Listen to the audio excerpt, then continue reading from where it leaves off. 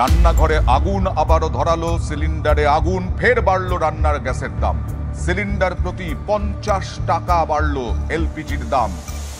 সামনে বাংলা নববর্ষ, মোদী সরকার আবার বাংলার মানুষ আর ভারতবর্ষের মানুষকে একটা উপহার দিচ্ছে। গ্যাসের দামের বৃদ্ধি 50 টাকা, মানে প্রতি গ্যাস সিলিন্ডারে 50 টাকা করে আবার দাম বাড়লো। যারা সাধারণ গ্রাহক রয়েছে, যারা উজ্জ্বলা যোজনার মধ্যে নাম লিখিত করছে, তাদেরও 50 টাকা করে বৃদ্ধি হল। এবং যে স্কিম নিয়ে সবসময় মোদী সরকার নিজের ডাক নিজেরাই পিটিয়ে চলে, এই যে প্রধানমন্ত্রী উজ্জ্বলা যোজনা, সেই প্রধানমন্ত্রী উজ্জ্বলা যোজনায় 9,58,00,000 মানুষের ঘরে নাকি মোদী সাহেব এই যে পৌঁছে দিয়েছেন গ্যাস কানেকশন।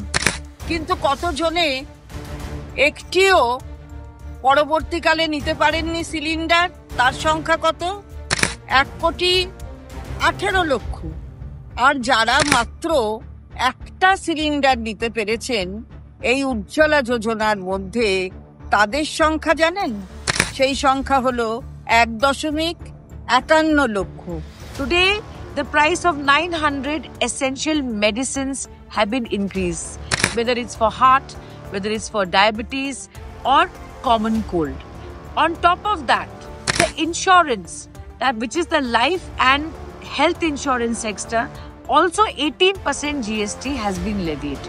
वाह वाह वाह, दारुण दारुण दारुण। मोदी जी है तो महंगाई है। जे मोदी है तो महंगाई है।